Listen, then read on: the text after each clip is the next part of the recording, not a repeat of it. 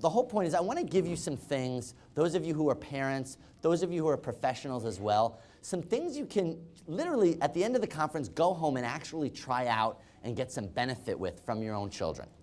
So in order to do that, I just want to take a few minutes to explain a little bit about where some of these actual ideas and principles actually came from, how it originated, because I think that'll help you understand it. It was actually begun, the two people who started the Sunrise program and who developed the Sunrise program, they had their own little boy with autism. And he actually had very severe autism. He had no language at all, so zero language, no eye contact. He didn't like to be touched or held in any way. He would spend his days, like some of our kids, doing what many of us call stimming behaviors. In fact, one of his favorite things to do was he would take kitchen plates from the sink and he'd put them on their edge and he would spin them over and over again for hours. He would do this for 6-7 hour stretch. And he had a tested IQ of less than 30, whatever that means. And his parents were told, listen, this is a severe case of autism. We're really sorry. And then they were given what I think for most of us is what makes autism sometimes feel so devastating. It's not the diagnosis, which can be both helpful, and also for all of you parents out there, a lot of you guys were probably way ahead of the diagnosticians in terms of diagnosing your children anyway. But what is really difficult for a lot of us is the prognosis. The predictions about what all of our children are supposedly never going to be able to do or accomplish. And these two parents, they absolutely got that about their child. They were told that their child would never speak, would never have friends, would never go to a regular school, and would certainly never, grow up to have a job or live on his own or have a girlfriend or have all the experiences that for so many of us when we have our children, we kind of take for granted that this is what's in their future. And what's so great about these two parents is that they didn't buy into this. They were even told, look, when he gets a little older, you're going to want to put him in a group home or an institution where he can be properly taken care of.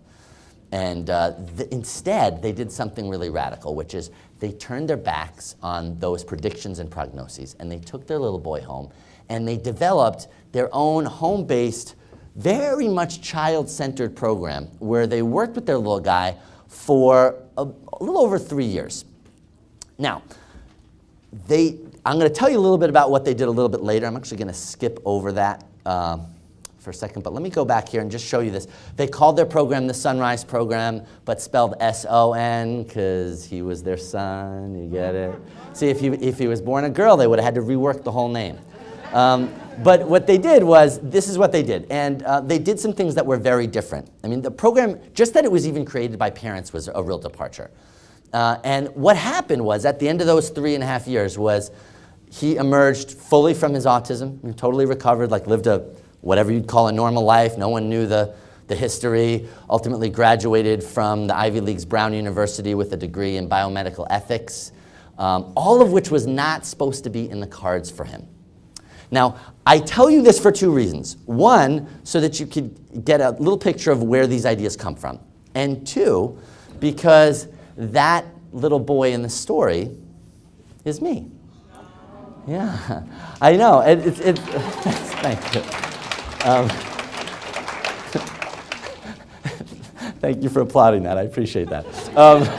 I did it on purpose just for you guys.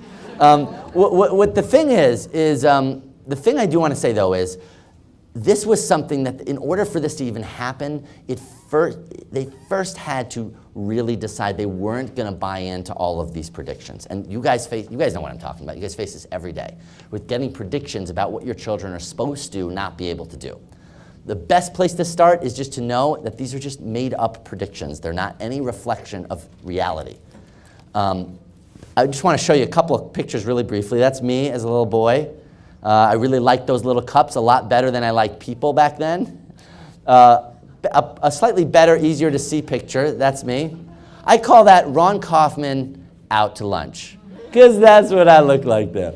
And by the way, for those of you who have this burning question as you look at this, and I can understand if you're really curious about this, which is, how did that adorably cute little boy with all of that hair turn into this? I know, I contemplate this often. I can promise you, not a side effect of the Sunrise program. But that was me back then. And that kind of staring off look was the look. That was my look. That was the look that I had. I was kind of always off in my own world, which, although not shocking to you guys, is important because this is one thing that we started, my parents started to see really early was different about me. It wasn't just that I was missing skills, it was that I was in my own world, that autism at its core was not a skill deficit disorder or a behavioral disorder, although I did behave differently. It was a social relational disorder. Autism is it's a difficulty in creating connections interpersonally with people. That's what produces the diagnosis of autism in the first place. So this is important because it informs every area of how we might want to help our kids and how my parents helped me. I will show you this too. This is my favorite, actually. This is so sweet. I love this picture because this is my mom working with me. And what I love about the picture is you can see, especially for those of you who were closer, she's throwing her head back and laughing. And this real sense of delight and enjoyment. Sometimes we are so busy trying to help and sort of fix the problem that our kids are facing, that sometimes we don't take the time to really enjoy and delight in the kids we have right this very second. And that's so important, not just for us, but because it helps to create the bond from which progress springs. One last picture, I'll just show you this really quickly. I just show you this because it's kind of cool how everything's come full circle. This is me working with a little boy named Jackson, who is actually the son of Kristen Selby Gonzalez, who is on a panel here and at a booth here. And he's a Sunrise little boy who's made enormous progress. And he loves that cartoon character, Mike Wazowski from Monsters, Inc., which is why I'm wearing it on my head. And what's great is that now I get to sort of hold hands with different families and kids walking down the same path that I once walked down. So I'm very excited to have this chance to talk with you about some things you can do with your own kids. After my recovery, my father, Barry Neal Kaufman, he wrote this book, Sunrise. We have this, by the way, at our booth, which is downstairs. That was turned into an NBC television movie, which was then seen by many millions of people. People started to come to us for help. In 1983, we started the Autism Treatment Center of America in Massachusetts. It is a nonprofit organization, which is important because we have money donated every year just for financial aid for families like you guys. And we can talk more about how to get that later. Anyway, we have a 100-acre campus in Massachusetts, although most of our families who come are actually, we have more from the West Coast than we do from the Northeast. So we have a lot of people who come there because all the housing and food is provided when you're there. Let's see. I just want to highlight this really briefly. I might be giving you one or two case studies, and when I do that, what I'm going to be referring to is I'm going to say this mother went to the startup program, learned this, and went home and used it with her child. What I'm talking about when I say that is that she or he went to our program where you go without your child. They went for 5 days, they learned all the techniques, then they went home and used them. So that's what I'm referring to, that program. Okay, now, everything about the Sunrise program and everything, and we'll only be able to get started today, but everything we're going to talk about is based on this idea, that the children show us the way in, and then we show them the way out. Right? This is important because everybody loves the second half of the sentence. Right? I know you do. I get that. I understand. Of course we want to show our kids the way out. But if we want to do that, we have to start with the first half of that sentence. We have to let them show us the way in. We have to cross the bridge into their world first, hold their hands on their terms, and then, yes, we can start to lead them back across the bridge from their world to ours. So that's the keystone. And that highlights an important difference in what even I'm talking about right now, which is rather than focusing on this behavior issue of like how can we stamp out the autistic behaviors and the stims and promote the normal looking behaviors, we ask how can we create a relationship with this child and how can we get this child to want to relate to other people. And that means that rather than forcing our children to conform to a world they don't yet understand, we start by joining them in their world, which is actually the very first principle. It's called joining. I'll tell you honestly, it's probably the most controversial piece of the entire program. And what it is it's basically, imagine this, all those stimming behaviors, the hand flapping, the repeating lines from movies, the running around in circles, the ripping little pieces of paper, right? Or if you have a child with Asperger's, the talking about airplanes or trains over and over again, right? All of that everyone's trying to kind of stamp out. Not only do we not stamp it out, but we literally participate in and join in with the very behaviors that everyone else is saying stop. Now, if you have never tried this or really seen this done in this way before, I can completely understand if you're thinking or wondering, wait a minute, this does not sound like a good idea to me. You're saying do more of the stimming autistic behavior with the kid? Isn't that gonna make my child do it more? It's gonna kind of make it happen more, almost make him be more autistic, right? And this is exactly what my parents were told with me, same exact thing. When I would spin plates on the floor like I told you I did, everyone said take away the plate, say no, stop him doing that, try and redirect him. And what my mom did was, whenever she saw me doing that, she'd get a plate, she'd sit down next to me, and she would spin with me, at first for hours. And you know what? Not only did it not make me spin plates more, it was the first time I ever looked at her, the first time I ever smiled at her, the first time I ever started including her in my play came from that. Now, granted, that's just one story, but now we've done this with thousands, literally thousands of children for 30 years from all different countries, all different ages, all different diagnoses. We've never seen it reinforce or promote stimming. What we see is the more we join, the more kids become interested in us, connect with us, and the less they end up doing stimming behaviors. Now, I still can understand you hearing this if you've never seen it and sort of saying, you just want me to take your word for that? So I understand if you, especially, and probably some of you have even been told this is not a good idea. So let me just throw out this idea to you. I want you to imagine that you've had a really hard, busy week, probably not hard to imagine, but this is the hard part to imagine. Imagine your spouse or someone else is like, they're taking the kids for the day. You have the day to yourself. You can do whatever you want. You can decompress from all the stress you've built up for the week. It's great. So you go to some nice park nearby. You get your favorite book by your favorite author, and you sit down, and you start reading. You start reading your book. And finally, after an hour of this, you start to decompress a little, and you're not so stressed out. You're just more involved in what you're doing. It's kind of nice. And then some guy comes up to you. I don't know, maybe some loud, bald guy comes up to you, right? And is like, hey, what's up, man? How you doing? Listen, there is a great movie playing just down the street, because I've been watching what you're doing, and you're just kind of sitting by yourself reading. I think it'd be much better for you if you come to the movies with me. I'll pay for it. It'll be great. And this is kind of jarring for you, but you're trying to be nice, so you're like, hey, you know what? Thanks for the offer. Listen, I've had a really hard week. I just want to sit here and read. I don't really like movies anyway. I'm wondering why aren't you listening to me? You know what? Maybe I just didn't get your attention. So I come over to you, I squat right behind, and I push the book out. I go, hi, how you doing? Eye contact right here. Okay, come on, let's stand up. Come on, let's go to the movies. Come on, this is going to be great. And now you're getting a little PO'd. So you stand up and you say, hey, listen, seriously, sir, back off. I just want to read my book, okay? And then it hits me like a brick.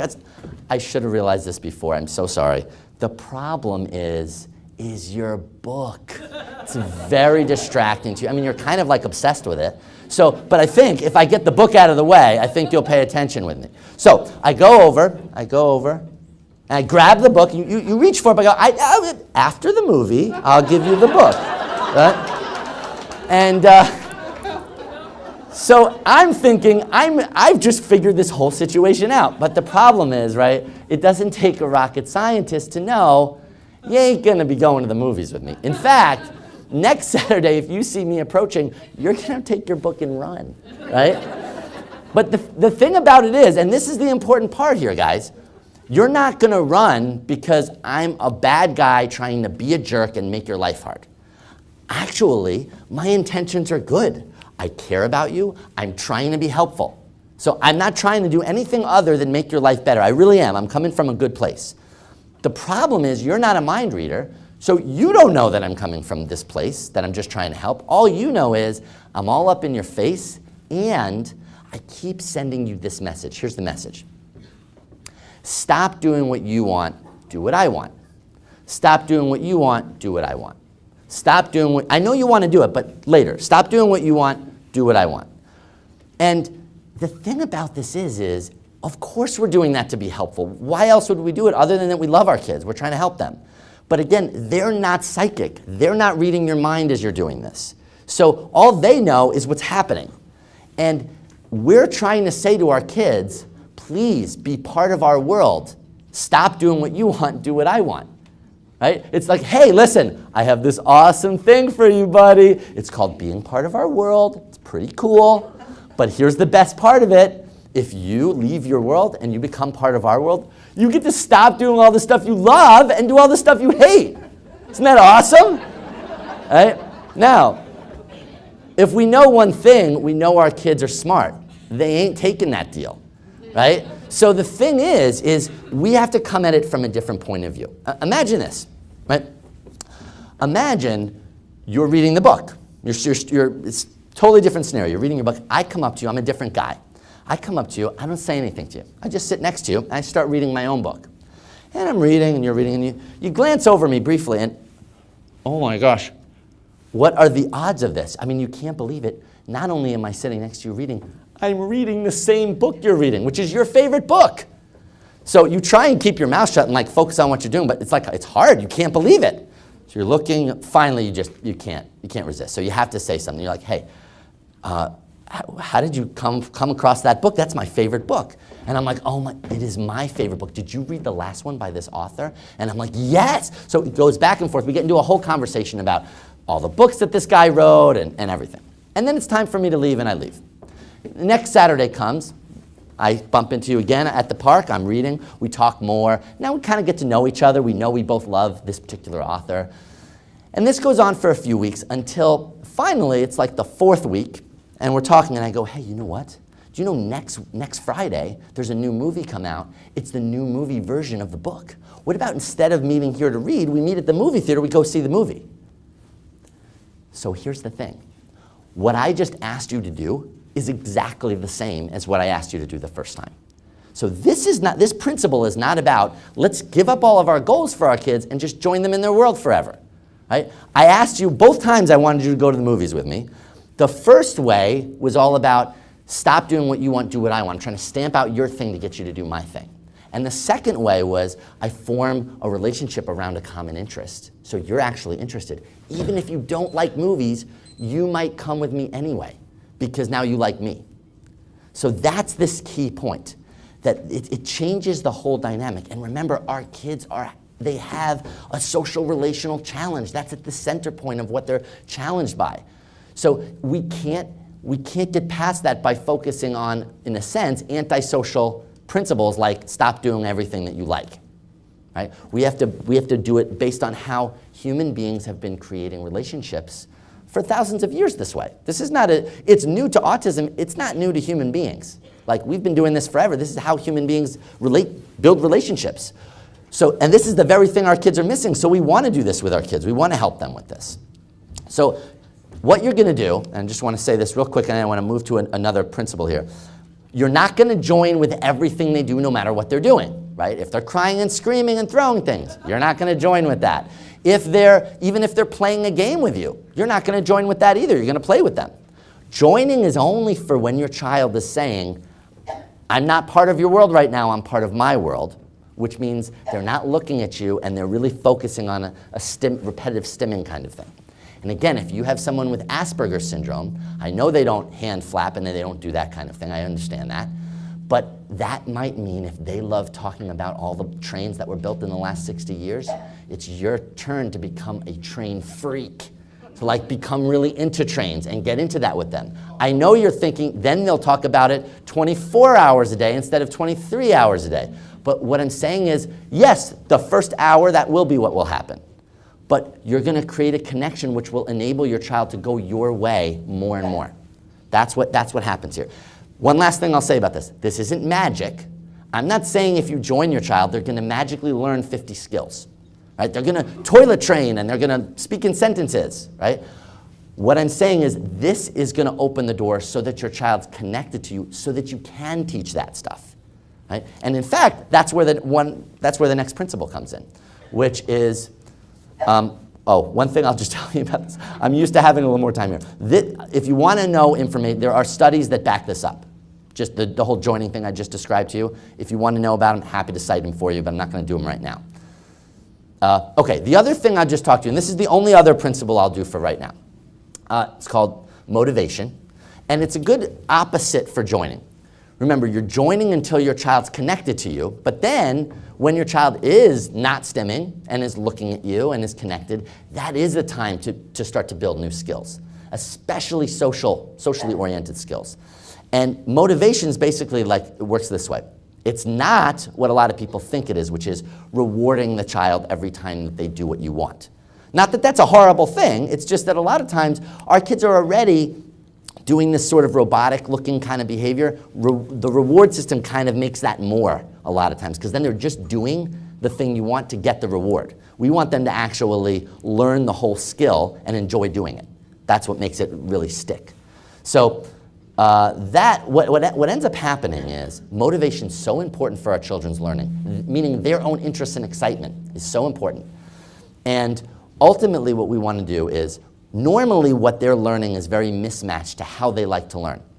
Right? You have a child count to 10 by counting 10 circles, but maybe they really like dinosaurs. And if you were playing a dinosaur game where they had to count out 10 dinosaurs, maybe they'd learn it faster.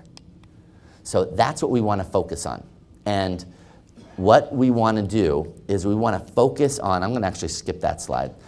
We want to focus on, instead of making the reward at the end, we start with what our children already like and then see how long we can stretch that out for. So these 3 steps say, first you join, then if your child starts paying attention to you, you start a game you already know they're going to like a chase game or a train game or something based on Disney characters, something you already know they're going to be into. And you do that with them, and you see how long you can stretch that, because that's already going to stretch their social attention span.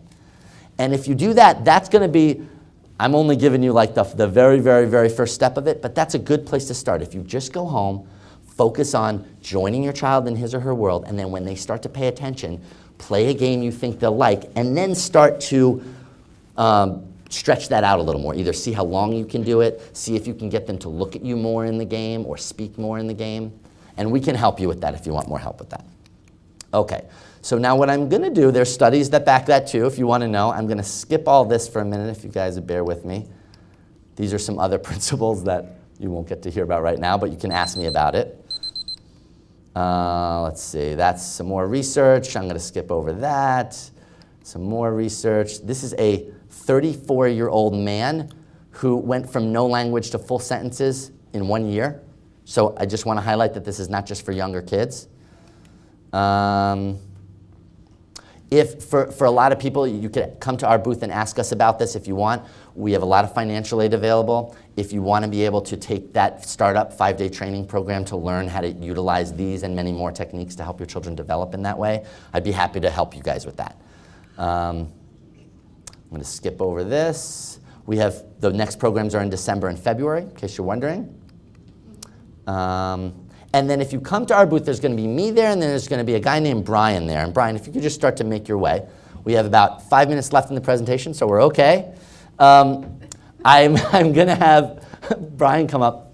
The reason I'm having him just come up for a moment is he is the dad, actually was the dad, of a boy with autism. Now his son, Jake, was diagnosed with severe autism, had no language, no communication, would spend his days completely encapsulated in his own world. He was diagnosed with autism and PDD. His parents, him and his wife were told that his son wasn't going to really progress very much. And they actually came to our center. This was several years ago.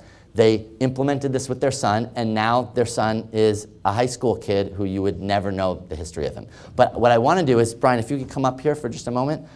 I just thought you could give us because I only see Brian every few months. After his son recovered, he decided to come work for us to help parents get scholarships and get to the startup and everything. So he's a family counselor now.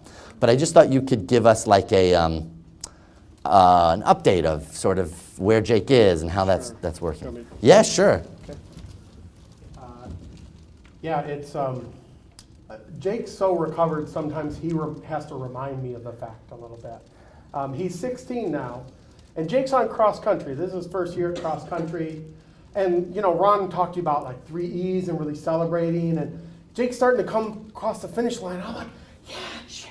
And I'm going real big and really, really celebrating. I'm noticing more so than the other parents. Kind of unusually more so than the other parents. And Jake isn't the first kid. This is his, you know, across the finish line. He's like in the bottom third, but I'm like really celebrating him. And afterwards, he comes up to me and we're talking. I'm like, oh, that was a great race, Jake. You know, that was your first run. I think you did really well. And he goes, Dad, you need to dial it down a little bit. Because one of my goals is to make varsity this year, not next year. I'm like, okay. And he's like, sportsmanship is a big part of that, Dad. And you were a little over the top with me coming in at the lower third there, okay? So if you could just dial it back a little bit, that'd be great. I started to realize, yeah, like sometimes you get caught up in the moment. Right? Like Jake, we were told he'd never speak, never dress himself, bathe himself. Now he's on the honor roll. He's a brown belt in karate. He's a track star in my book. And, you know, doing really well, and actually telling his dad to dial it back a little bit. And that's probably a good thing because I can get a little animated. So I hope all of you the same thing. I'd love to speak with any of you. We'll be at the booth like Ron mentioned. And thanks, yeah. Man. Thank you so much. Absolutely. Thank you. I wanted also you to get a chance to meet him because we're going to be here for the next 3 days. We're going to be here today, tomorrow, the next day. If you have any questions or want any help with anything, and please feel free to come to us. Also, if you want to book like a call with a family counselor, those are also, we don't charge for those. If you want that, come ask us for them. You can get a video of an expanded version of the lecture if you want. If you want to come, we have the book down there too. Again, this is on the first floor at our booth. And also, I really want to encourage you to go to the website. There's a lot of totally free stuff you can watch. There's some tutorials, some lectures where we explain how to do different things with your children. So please go to that. There's some really great resources there. Let me just go past. Now, the last thing I'm going to say with my final 60 seconds is this. A lot of times I think it's easy because we're told, it's easy to be wary because we're told, don't have false hope for your child. Like, be careful. You don't want to have too much. You don't want to have false hope. And I just want to say one thing about that because I think it's become such a watchword in the autism community. I think it's kind of doing us a disservice, which is, what does that even mean for false hope? False hope sort of means that hope is bad. It's going to hurt our kids. And all that I'm saying is, I agree, nobody should be making promises. All of our kids are different. They're all going to progress differently. But let's give all of our kids a chance and not, as parents, feel like we have to apologize for that and not believe in our kids and not give them a chance. And if we just do that, we've given them the greatest gift we can give them. And for my parents, I can just tell you, for me, the only reason I can talk to you today is because these two people, my parents, believed in me and gave me a shot when no one else on earth did. So I will always be grateful for that. And the fact that you're even here at this really awesome USAAA conference says you're still looking for different ways to help your children, which means you haven't given up on them. So I just want to thank you for that. Thank you.